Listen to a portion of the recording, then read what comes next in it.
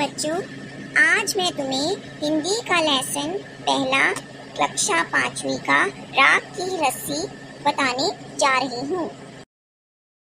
तो चलो बच्चों शुरू करते हैं।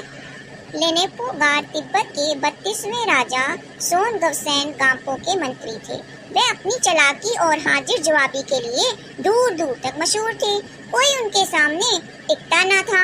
चैन से जिंदगी चल रही थी, मगर जब से उनका बेटा बड़ा हुआ उनके लिए चिंता का विषय बना हुआ था। कारण यह था कि वह बहुत भोला था। होशियारी उसे छू भी नहीं गई थी। लेनेपो गार ने सोचा, मेरा बेटा बहुत सीधा साधा है, मेरी बात इसका काम कैसे चलेगा। एक दिन लेनेपो गार ने अपने बेटे को 100 भेड़ें देते हुए कहा, तुम्हें इन्हें लेकर शहर जाओ, मगर इन्हें मारना या बेचना नहीं, इन्हें वापस लाना 100 जौ के बोरों के साथ, वरना मैं तुम्हें घर नहीं घुसने दूंगा। इसके बाद उन्होंने बेटे को शहर की तरफ रवाना किया। लेनेपो गार का बेटा शहर पहुंच गया, मगर इतने बोरे जो खरीदने के लिए उसके पास रुपए ही कहाँ थे। वह इस समय पर सोचने विचारने के लिए सड़क किनारे बैठ गया, मगर कोई हल उसकी समझ में नहीं आ रहा था। वह बहुत दुखी था। तभी एक लड़की उसके सामने आ खड़ी हुई। क्या बात है, तुम इतनी दुखी क्यों हो? लेनेपो गार के बेटे ने अपना हाल कह सुनाया।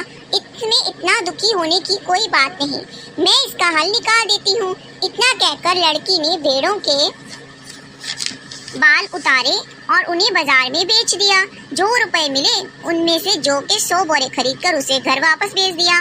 लेनेपो गार के बेटे को लगा कि उसके पिता बहुत खुश होंगे, मगर उसकी आप बीती पर उन्होंने ध्यान नहीं दिया। वह उठकर कमरे से बाहर चले गए। दूसरे दिन उन्होंने अपने बेटे को बुलाकर कहा, पिछली बार भेड़ों के बाल उतारकर बेचना मुझे जरा भी पसंद नहीं आया। अब तुम दोबारा उन्हीं भेड़ों को लेकर जाओ, उनके साथ जौ के 100 बोरे लेकर ही लौटना।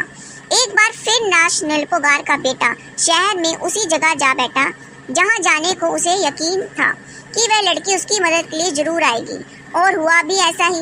वह लड़की आई, उसने अपनी मुश्किल कह सुनाई। अब तो बिना जौ के 100 बोरों के मेरे पिता मुझे घर में नहीं घुसने देंगे।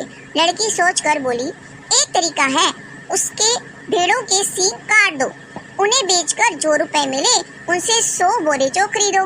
बोरे लेनेपो गार के बेटे को सौंपकर लड़की ने उसे घर भेज दिया। भेड़े और जौ के बोरे पिता के हवाले करते हुए लेनेपो गार का बेटा खुश था।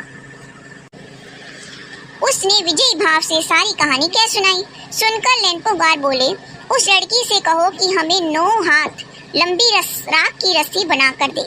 उसके बेटे ने लड़की के पास जाकर पिता का संदेश दोहरा दिया। लड़की ने एक शर्त रखी, मैं रस्सी बना तो दूंगी, मगर तुम्हारे पिता को वह गले में पहननी होगी। लेनेपो गार ने सोचा, ऐसी रस्सी बनाना ही असंभव है, इसलिए लड़की की शर्त मंजूर कर ली। अगले दिन लड़की ने 9 हाथ लंबी रस्सी ली, उसे पत्थर से सिल पर रखा और जला दिया। रस्सी जल गई, मगर रस्सी के आकार की राख बच गई। इसे वह सिल समेत लेनेपो गार के पास ले गई और उसे पहनने के लिए कहा। लेनेपो गार रस्सी देखकर चकित रह गया। वे जानते थे कि राख की रस्सी को गले में पहनना तो दूर, उठाना भी मुश्किल है। हाथ लगाते ही वह टूट जाएगी। लड़की की समझदारी के सामने उनकी अपनी चालाकी धरी रह गई। बिना वक्त गवाए लेनेपो गार ने अपने बेटे की शादी का प्रस्ताव लड़की के सामने रख दिया। धूमधाम से उन दोनों की शादी हो गई। तो बच्चों, आपको आज की कहानी राख की रस्सी कैसी लगी मुझे कमेंट बॉक्स में ज़रूर बताना। और अगली कहानी के साथ मैं आपको फिर से मिलूंगी। अच्छा बच्चों, बाय।